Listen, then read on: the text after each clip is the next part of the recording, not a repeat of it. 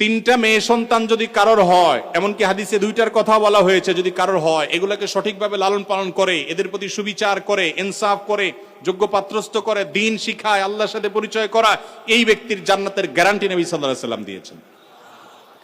আমি কোন হাদিসে পাই নাই 1 ডজন ছেলের বাপ হলে এরকম কোন ফজিলতের কথা আমি পাই নাই কোন হাদিসে, কিন্তু মেয়েদের ব্যাপারে এরকম বলা আছে। এরপরও জাহিলি যুগের মানুষরা যখন জীবন্ত মেয়েদেরকে কবরস্থ করত, ইসলাম তখন এসে মেয়ের বাবা হওয়াকে এত মর্যাদার বলেছে। এই কোরআনে একটা সূরা আছে, কোরআনের সবচেয়ে বড় সূরাগুলার একটা, সবচেয়ে দীর্ঘ কলেবরের সূরাগুলার একটি হলো সূরাতুন নিসা। নিসা মানে কি? নারীগণ।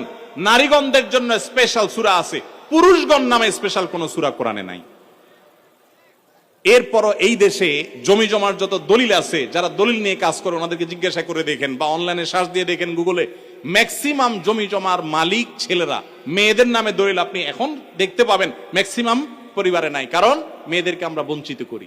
তো এরকম মেয়েদের প্রতি জুলুম, তাদের প্রতি নিগৃহীত করা হতো ইসলাম পূর্ব জাহিলি যুগে। যেহেতু একজন পুরুষ মনে চাইলে 10টা 15টা 20টা বিয়ে করতো, লাম্পট্য করতো, বিয়ের নামে লাম্পট্য করতো, ইসলাম সেটাকে নিয়ন্ত্রণ করে দিয়েছে। না, এভাবে ছেলেমি, এভাবে পাগলামি চলবে না। তোমাদের 2টা 3টা বা সর্বোচ্চ 4টা পর্যন্ত বিয়ে করা জায়েজ আছে। একই সময়ে 4 জন স্ত্রী সর্বোচ্চ থাকতে পারে যদি প্রয়োজন হয়, এবং যদি তাদের মধ্যে সমতা বজায় রাখতে পারো বহু যদির পর। আর যদি সেটা না পারো, খবরদার।